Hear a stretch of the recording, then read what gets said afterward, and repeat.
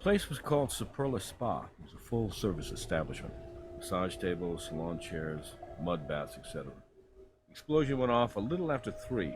A squad car was 2 blocks away when the place went up, so the fire department was able to respond within 4 minutes.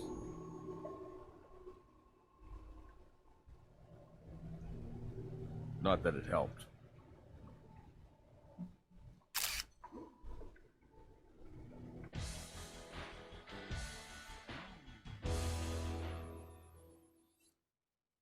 The place was fully engulfed by the time they arrived. They were just lucky to keep it contained to just this building.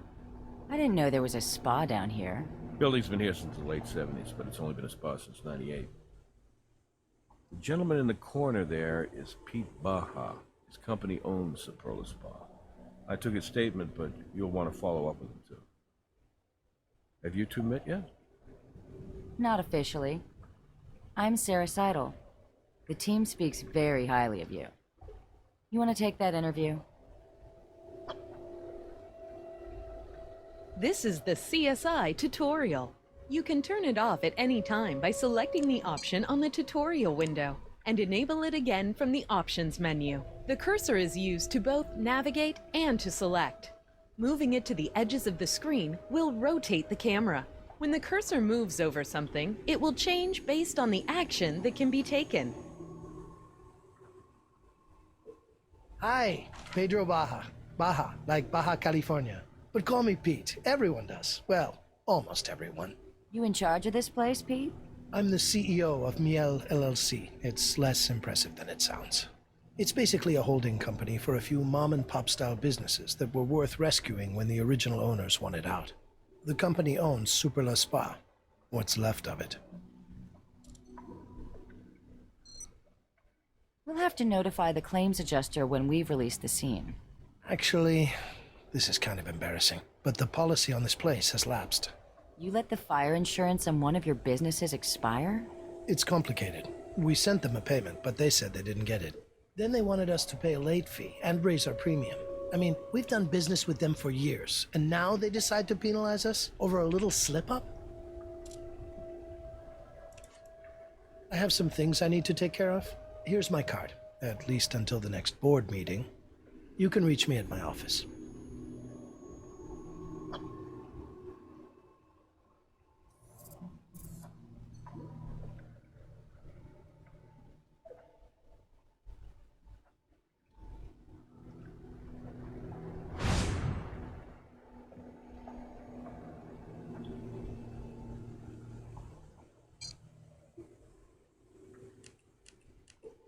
We should take samples of soot from all around this place to see if we can find traces of an accelerant.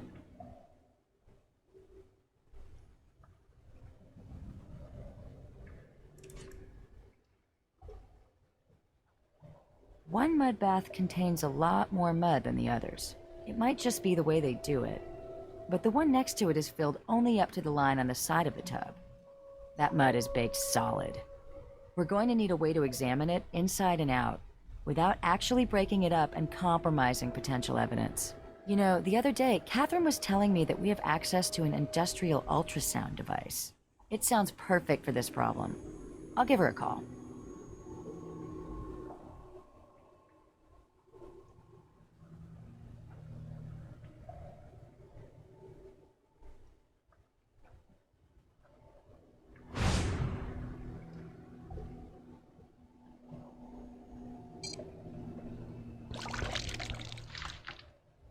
Look at how it's burned away from its frame.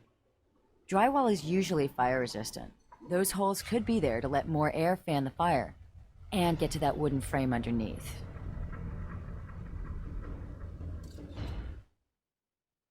That could indicate arson, but we'll need a lot more evidence to prove it.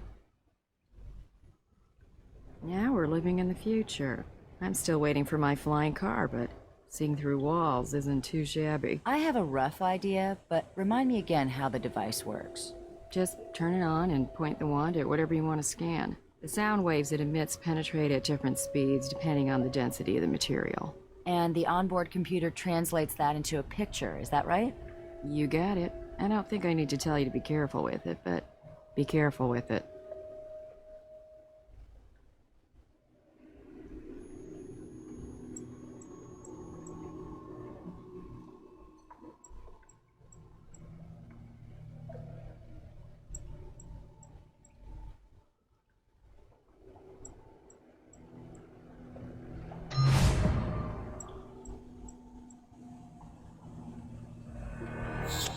Does that look like a human body to you? It looks like we have a victim after all. I'll call Doc Robbins for a pickup.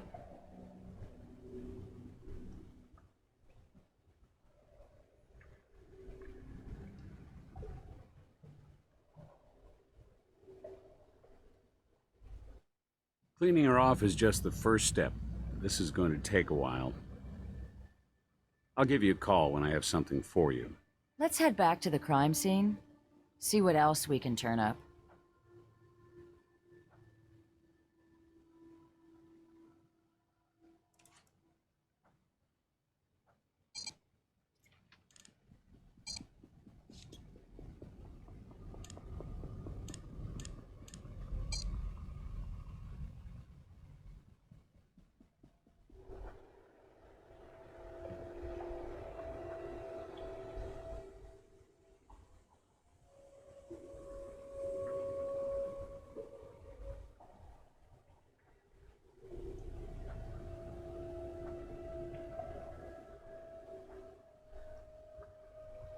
If this thing was on last night, we could have our ignition source.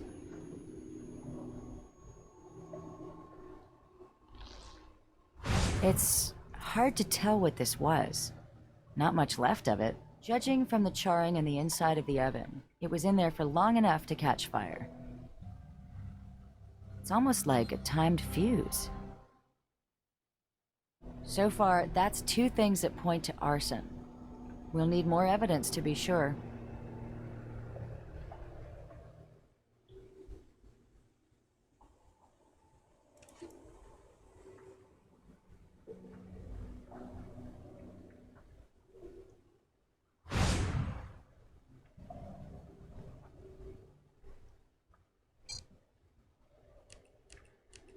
I think if we can get one more sample of soot after this one, we'll have enough.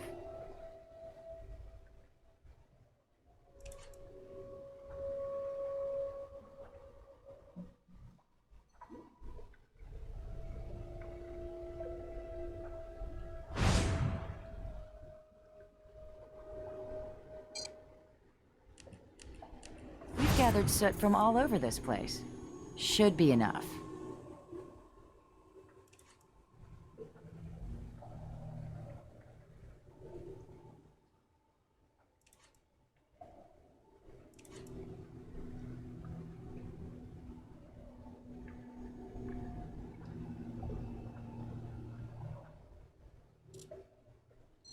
We need to figure out what caused this fire.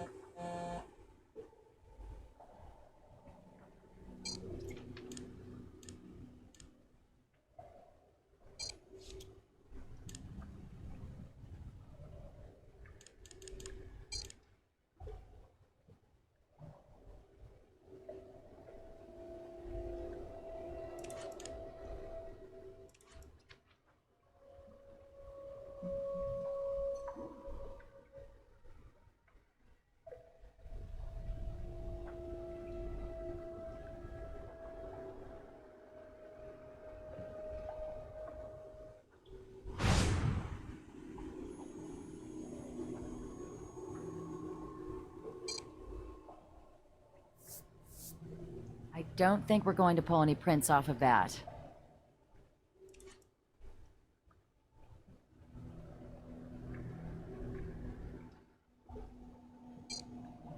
We can't just pick that up.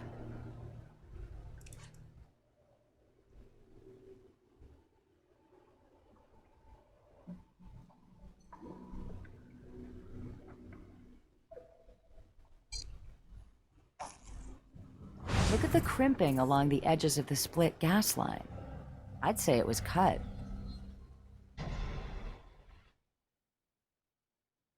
That's the third sign of possible arson we've found. I'm almost convinced.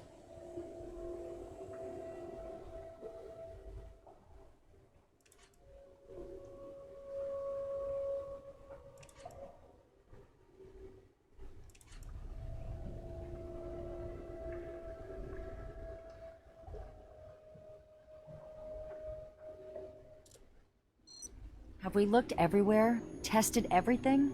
Asked every question we can think of? We must be missing something. I'm just not sure what it could be.